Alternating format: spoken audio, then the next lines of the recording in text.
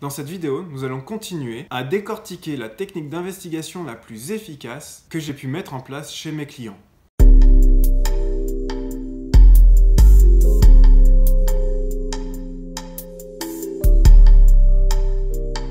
Continuons donc avec la deuxième étape, l'étape de gestion des risques et de levée des impacts sur les lots impliqués dans la déviation. Cette étape est globalement bien maîtrisée sur les sites. Comme je vous l'expliquais dans la première vidéo sur les déviations, la gestion des impacts, c'est ce qu'il ressort comme une priorité dans le traitement des déviations sur les sites. Pourtant, même si au final, on arrive à fournir un argumentaire plus ou moins solide pour lever les impacts, cet argumentaire est souvent difficile à construire. Voilà pourquoi je vous propose de suivre rigoureusement et chronologiquement les actions suivantes. Identifier la largeur des impacts. Déterminer quelle partie du lot est touchée ou combien de lots sont impactés. Les causes primaires vont vous permettre d'identifier plus facilement la largeur des impacts. Puis identifier la profondeur des impacts. Est-ce que l'événement va nécessiter une reprise du lot ?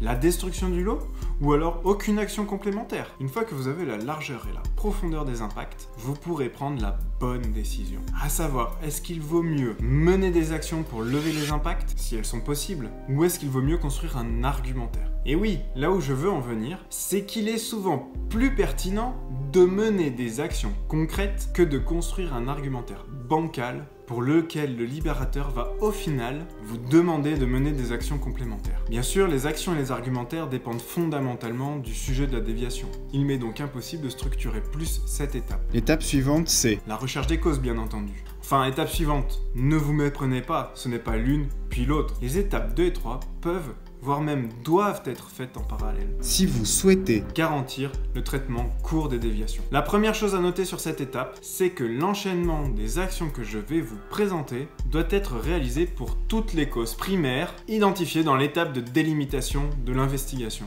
La deuxième chose, c'est que la profondeur de cette étape dépend de la criticité de la déviation. Malheureusement, toutes les déviations ne peuvent pas être investiguées avec la même intensité. Pour commencer, posez votre cause primaire et identifiez plusieurs hypothèses à l'origine de cette cause primaire. Essayez d'en identifier au moins 5. Faites l'exercice. À 2 au minimum et à 3 personnes au maximum, des personnes du terrain. Et si vous êtes bloqué, utilisez le 5e pour guider la réflexion. En balayant chaque M, les idées viendront. Puis, pour chaque hypothèse, définissez 2 actions. Une pour challenger la réalité de l'hypothèse, l'idée étant de démontrer si l'hypothèse est avérée ou non. L'autre pour challenger le lien entre l'hypothèse et la déviation. L'idée étant ici de démontrer si l'hypothèse est bien liée avec la déviation. Définir les hypothèses et les actions est un exercice qui dure 15 à 20 minutes, à 2 ou 3 en règle générale. Maintenant, il ne vous reste plus qu'à réaliser les actions, en vous assurant de conserver les preuves pour les joindre à l'investigation. À l'issue de ces actions, vous serez en mesure de dire quelles sont les hypothèses vraies et liées à la déviation, quelles sont les hypothèses écartées car non vraies ou non liées à la déviation, et quelles sont les hypothèses probables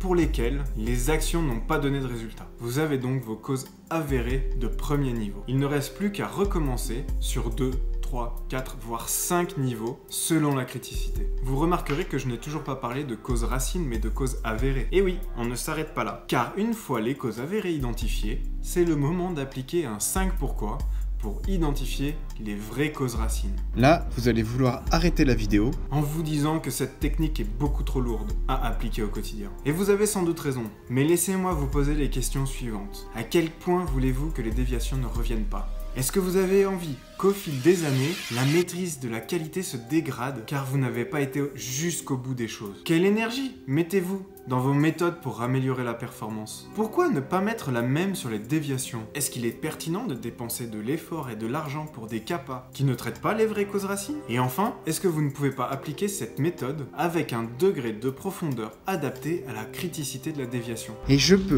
vous assurer qu'avec la bonne organisation au quotidien pour traiter les déviations, dérouler cette technique, c'est loin d'être impossible. Et vous serez étonné par la simplicité pour définir les CAPA une fois que vous aurez identifié les vraies causes racines. Voilà pour ces étapes. Je vous donne rendez-vous dans la prochaine vidéo pour la 3e et dernière partie de la technique d'investigation Sherlock. Pour ne pas la rater, abonnez-vous. N'hésitez pas à partager et à liker cette vidéo pour faire connaître cette technique au plus grand nombre. Quant à moi, je vous dis à la semaine prochaine pour la dernière vidéo sur la technique d'investigation. Et surtout n'oubliez pas, ne croyez pas ce que je vous dis, expérimentez-le.